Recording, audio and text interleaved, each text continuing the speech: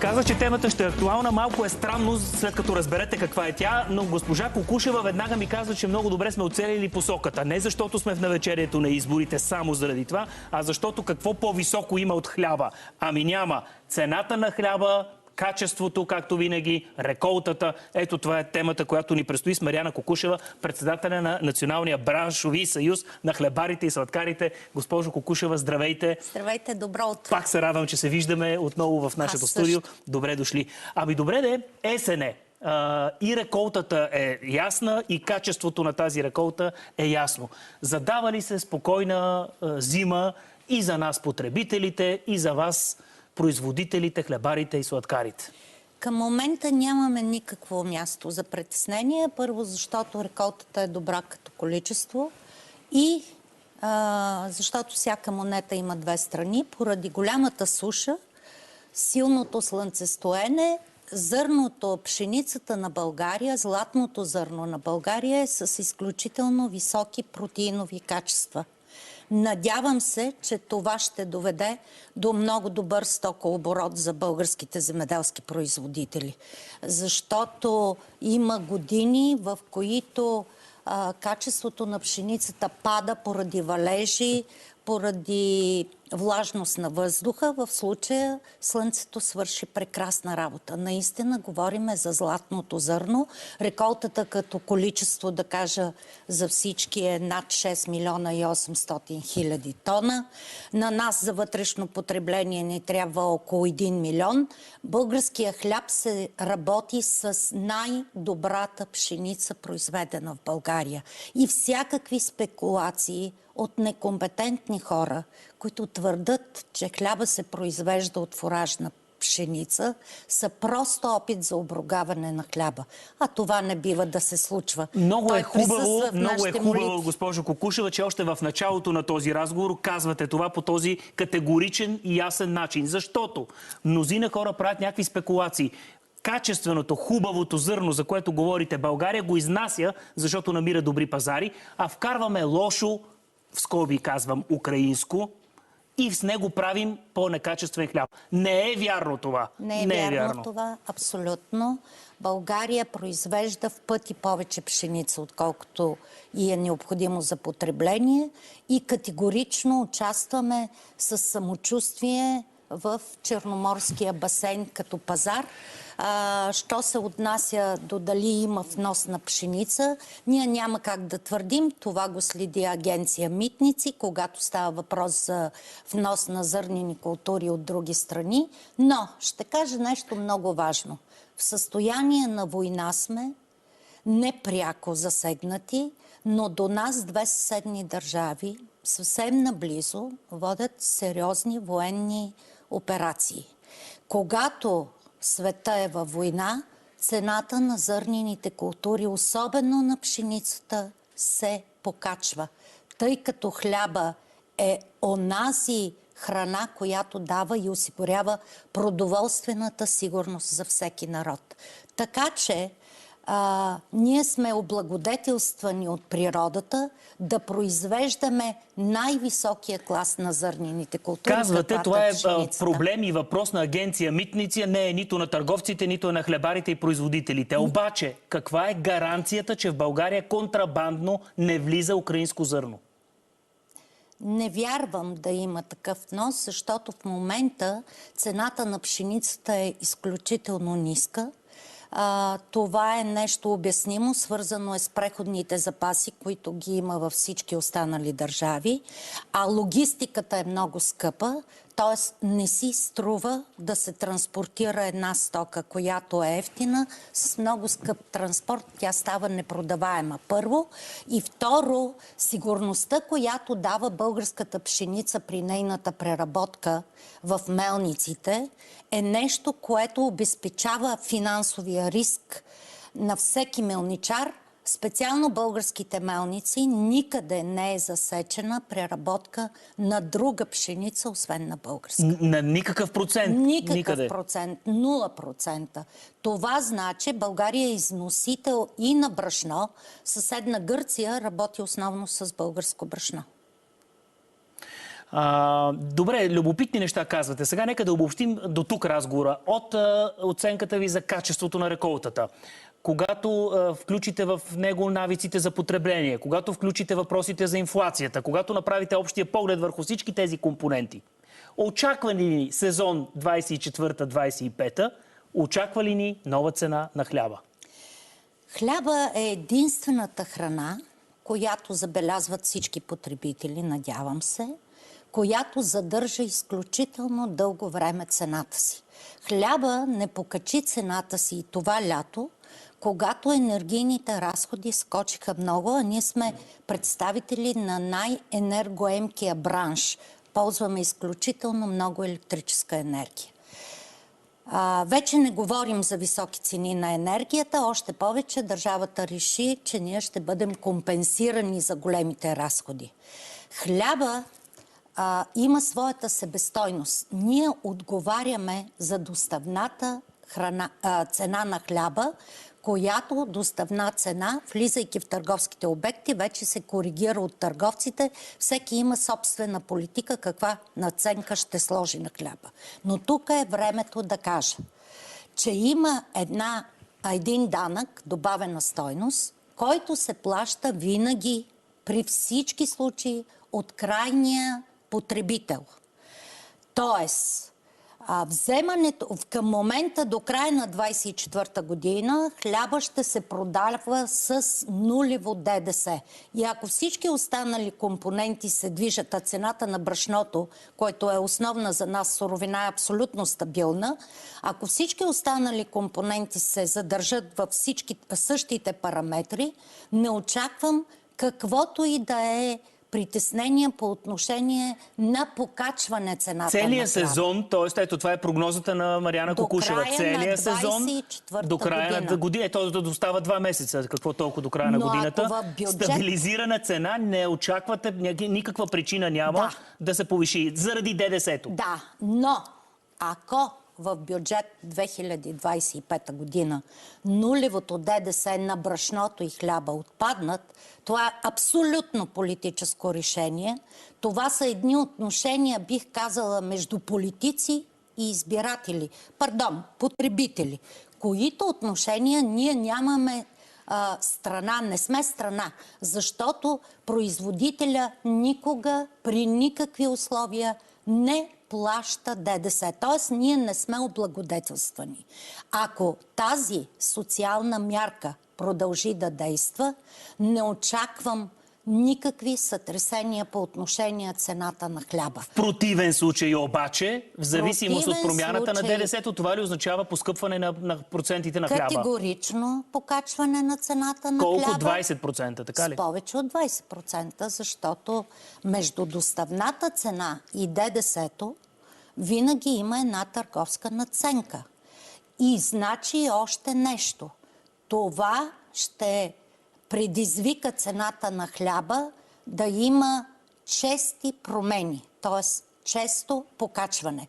Тук е мястото да кажа, че няма европейска държава, в която да не е диференциран данък добавена стойност на всички храни. Масово данък добавена стойност за хляба е 0%. Това е работеща мярка.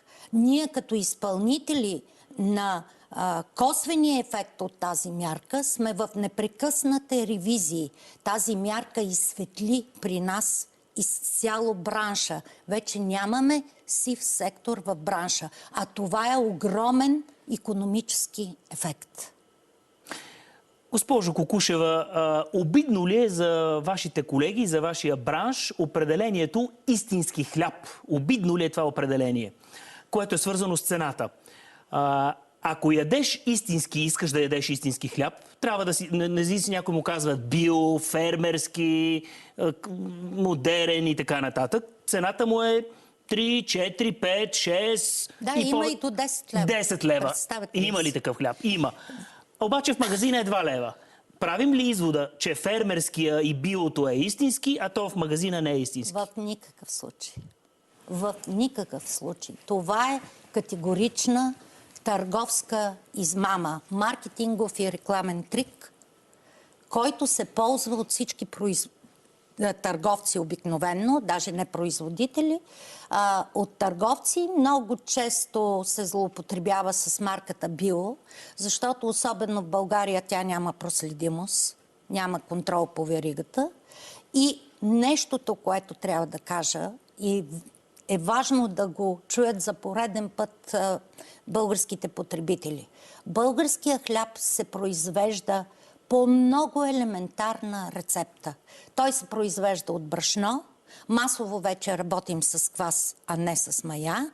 Тоест това не е мода. Това не е мода. Квасния хляб не е мода. Това не е мода. Това е практика, наложена практика вече. Освен това, произвеждаме различни видове занаятчийски хлябове, които могат да носят всякакви наименования. Това е в правото на всеки производител да реши как ще се ползва поредния И все вид пак хляб. какво е модерно в хлебопроизводството? Кое е модерно? Младите хора предпочитат пълнозърнистите хлябове, хлябовете наситени с много фибри. Това е една мода, която не е характерна само за България, но добрата новина е, че всички хора вече разбраха колко е важно присъствието на глутена в нашия организъм. Освен ако нямаме здравословни проблеми. Защото глутена е ония протеин, който гарантира доброто храносмилане и добрата перисталтика. Тоест не търсете непременно безглутенов хляб. Да. Освен това, тук е мястото да кажа, че в много храни и течни, и сухи, глутена присъства скрито, защото брашното се ползва като сгъстител в много храни. Какво му слагате на този хляб, госпожо Кукушева, дето една седмица седи мек и топъл и... Топъл не вярвам. Топъл не седи, но седи мек като пухкав, айде. Трайността на хляба Ма какво му слагате, кажете? увеличи квас. Не е квас. Чист Нещо му квас. слагате там, не, консерванти. Абсолютно нищо. Нещо има измама, шашма. В нашия офис често идват потребители, верно, те са информирани хора на по-голяма възраст, които питат защо хляба му хлясва след третия ден. Това е изключително радостна новина. Това, че хляба му хлясва, говори, че той няма консерванти. Аз точно това ви питам. Защо хляба не му хлясва? Аз за това ви питам. Той Кой седи... хляб не му хлясва? Марка не мога да ви кажа. Марка не можете да ми кажете. Има един хляб, дето седи по 15 дена пухкав. Надявам се произведен в България, защото в България има внос на хлябове. Една от държавите, от които внасяме хлябове, е Германия. Там количеството на консервантите, които се ползват в хлебопроизводството, е практически много голямо. Обърнете внимание дали случайно не консумирате препакетиран хляб, който е подвластен на богат състав с такива съставки.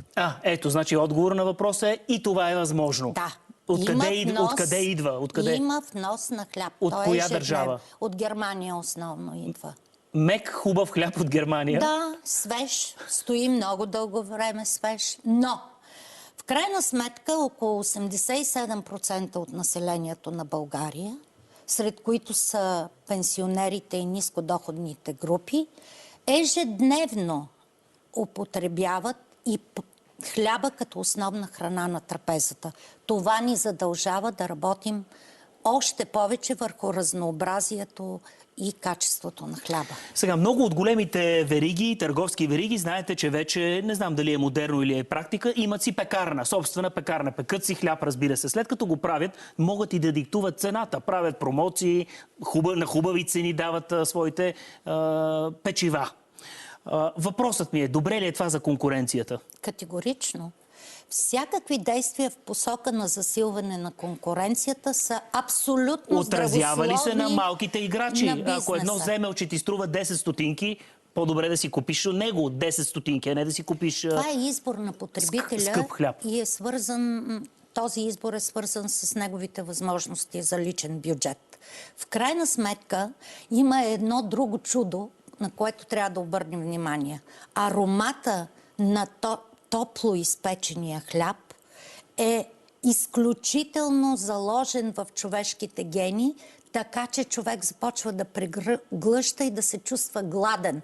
Тоест, това пак е вид търговски трик да заведе потребителя този аромат точно до щанда, в който се приготвят пресни печива. Какво става, госпожо Кукушева, в сектора на сладкарската промишленост? Да не говорим само за хляба. Сега чета тук, че френското масло много поскъпнало, следователно сладкишите, сладките много ще поскъпнат. Не знам дали въобще се правят с френско масло. Благодаря ви за въпрос. Първо, по всяка година по това време цената на маслото се покачва. Животните традиционно излизат от млекодайния си период, а масло без мляко се нарича маргарин. Или неговите производни. В сладкарството, с оглед на по-добрата цена, по-голямата трайност, по-добрите производствени качества, масово се ползват маргарини. Не всички маргарини са вредни. Зависи какво е съотношението между хидрогенирани и нехидрогенирани мазнини. Това обикновено е посочено на всеки етикет. Злоупотребата на някои колеги да твърдят, че това ще покачи много цените на техните изделия, е, мисля, меко казано, смешна. Освен това, в сладкарското е разрешено, както в цялата хранителна продукция, да се ползват различни аромати. Един от най-често използваните аромати при по-финните печива е аромата на масло. Тоест, там въобще няма масло, има първо заместител, вероятно, и има аромат на масло. Е спряла за България и майсторлука на майсторите още в средата на миналия век. Така ли? Да. Майсторството с масло на печива? Да. Защото тогава влиза в масова употреба заместителя на основната животинска мазнина, маргарина. Да. Какъвто е маргарина. Тоест, много видове палмови масла. Ами казахте го ясно, само като претекст, че маслото в световен мащаб, дали е френско или белгийско, не знам, само факта, че поскъпва това масло, е претекст да се увеличи цената на сладкото. Поскъпването е в рамките на около 7-8%, но декември месец цената на маслото традиционно пада. Не, че има, госпожо Кукушева, масло в тулумбите, обаче много поскъпнаха. Не ми не е честно. Помня, само преди 2 години една тулумба, колко мислите, че струваше? 40 стотинки. Така. Колко струва в момента? 2 лева. Мислите? Не, мисля, аз тулумбите знам колко струват. 2 лева струва една тулумба. Като си купи човек 10, защото това е нормалното количество да си купи, са 20 лева за тулумби. Вижте, какво да видя? Много повишихте цените. Много зависи и това какви подсладители се ползват. Има подсладители на химическа основа, фруктозни сиропи, които са по-евтини. Те също принасят за това изделието да е с по-голяма трайност. А ако подсладителя е истинска захар, тогава цената става различна, т.е. става по-висока. Защото да не забравяме, че захарта е продукт, който е с естествен произход, за разлика от подсладителите, за които вече има много сериозна медицинска теория. Да обобщим, ако искате на финала, тенденциите са ясни, спокойствието до Нова година е гарантирано от страна на Съюза на хлебарите и сладкарите. Да, оттам... От тук нататък топката е в бюджета 2025. На политиците, които ще решат съдбата на всеки бюджет на потребителя. Благодаря ви, че ни бяхте на гости. Мариана Кукушева.